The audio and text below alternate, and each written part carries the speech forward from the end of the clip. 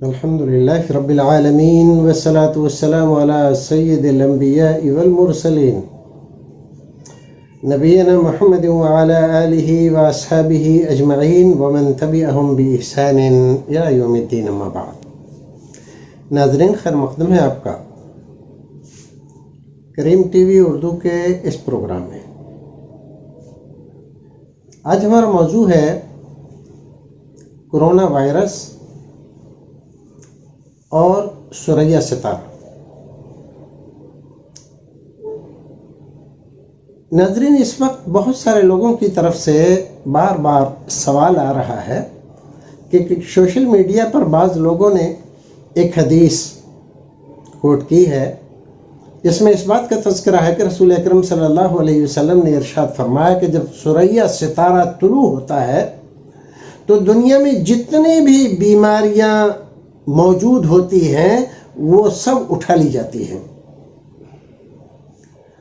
اس حدیث کے سلسلے میں تو آپ کو اتنا بتانا ضروری ہے کہ بعض محدثین کرام نے اس کی تحسین کی ہے، حسن درجے کا اس کو بتلایا ہے. لیکن محدثین کرام میں کچھ لوگ متشددین میں شمار ہیں، کچھ متساہلین میں اور کچھ معتدلین میں. عصر حاضر کے سب سے بڑے محدث امام علامہ ناصر الدین البانی رحمۃ اللہ علیہ معتدلین میں ان کا شمار ہوتا ہے.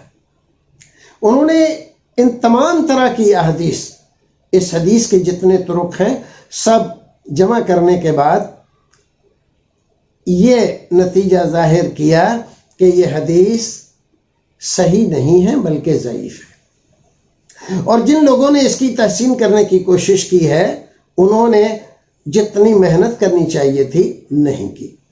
تو یہ بات تو اپنی جگہ پر فائنل ہو گئی کہ جو حدیث ذکر کی جا رہی ہے وہ حدیث ضعیف ہے. اب دوسری بات ہے، کیا ثریہ ستارہ اتنا پاورفل ہے کہ زمین پر موجود تمام طرح کی بیماریوں کو ختم کر دیتا ہے اور مئی کے مہینے میں طلوع ہونے والا ہے؟ اس وقت ساری دنیا میں کرونا کی مہاماری چل رہی ہے. تو یاد رکھیں کہ مئی کا مہینہ آج نہیں آ رہا ہے، ہمیشہ سے آتا ہے. ایسے ہی ثریہ ستارہ مئی کے مہینے ہی میں طلوع ہوتا ہے اور ہزاروں لاکھوں سالوں سے طلوع ہو رہا ہے. اور ایسا بھی نہیں ہے کہ ثریہ ستارہ آئے اور تمام طرح کی وبائیں اور مصیبتیں جو دنیا میں پھیلی ہوئی ہیں وہ ثریہ آ کر سب کو ختم کر دے. یہ بھی تجربے سے غلط ثابت ہو چکا ہے اور تاریخ میں اس کا کوئی پرمان نہیں ملتا کہ کسی دور میں کوئی وبا پھیلی ہوئی تھی اور ثریہ کے طلوع ہونے سے ختم ہو گئی. پھر حدیث میں ایسا ذکر کیا گیا ہے تو اول تو حدیث ضعیف ہے. دوسری بات، حدیث کا جو معنی اور مفہوم ہے اس کے سمجھنے میں لوگوں سے غلطی ہوئی ہے. حدیث کا ایک پس منظر ہے، اس پس منظر سے الگ کر کے آپ حدیث کو ثریہ کی فضیلت میں پیش کرنے لگیں گے تو ظاہر ہے کہ غلط فہمی ہوگی. حدیث میں یہ ہے کہ عرب کے لوگ ظاہر ہے کہ جہاں رسول اکرم صلی اللہ علیہ وسلم تھے مدینے میں آس پاس کے علاقے میں کھجور بڑے پیمانے پر پیدا ہوتی ہے وہاں، اور خرید و فروخت بھی ظاہر ہے کہ اسی کی ہوتی ہے. تو وہاں پر ایسا ہوتا تھا کہ بعض بیماریاں کھجور کو لگ جاتی تھیں لیکن وہ بیماریاں گرمی کی شدت ہونے پر ختم ہو جاتی تھیں.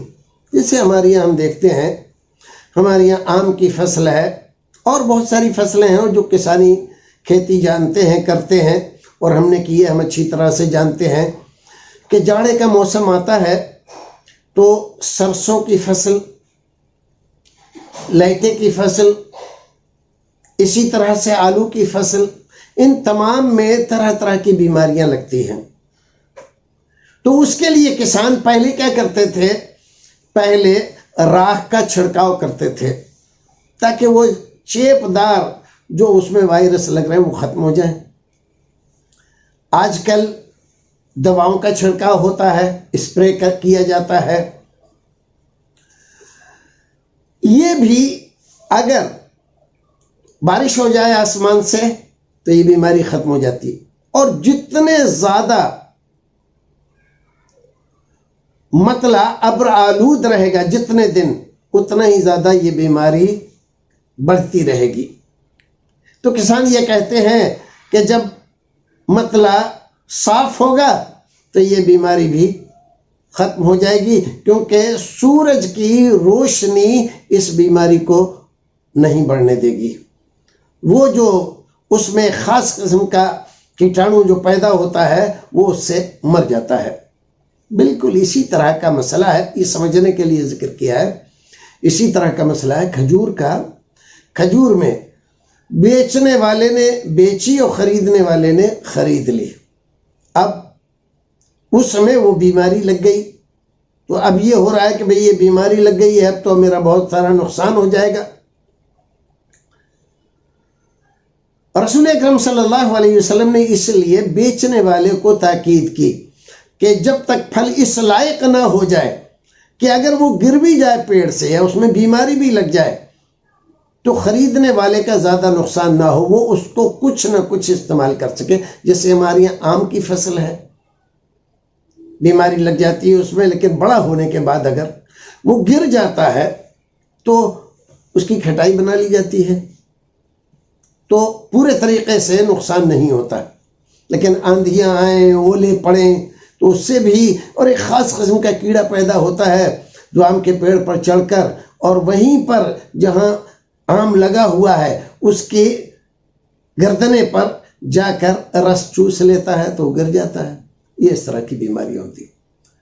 سریا جب طلوع ہوتا ہے مئی کے مہینے میں، مئی کا مہینہ شدت کی گرمی کا مہینہ ہے ہمارے انڈیا میں بھی اور عرب کے یہاں بھی، تو اس سے وہ بیماریاں جو اس سے پہلے کے موسم میں رہتی ہیں وہ ختم ہو جاتی ہے۔ صرف اتنا سا مسئلہ ہے۔ کرونا ختم ہوگا کہ نہیں ہوگا اس کی کوئی گارنٹی نہیں ہے۔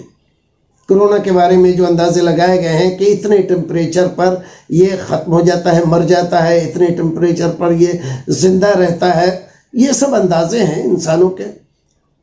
اس سے پہلے جب نہیں آیا تھا، ہم فروری میں، مارچ میں جو اندازے لگا رہے تھے کہ ہمارے یہاں اس کی مہاماری زیادہ نہیں ہوگی کیونکہ ہمارے یہاں گرمی شروع ہو چکی ہوگی تو اور یہ نہیں پنپے گا، لیکن دیکھیے اندازے غلط ہو رہے ہیں۔ سب کچھ اللہ رب العزت کے ہاتھ میں ہے۔ اللہ رب العزت جب چاہے اس کو ختم کرے گا، بھیجا اس نے ہے، ختم وہ کرے گا۔ بیماری ہے، لایا وہ ہے، یہ ختم بھی اس کے حکم سے ہوگی۔ تو سریا کا اس میں کوئی دخل نہیں ہے۔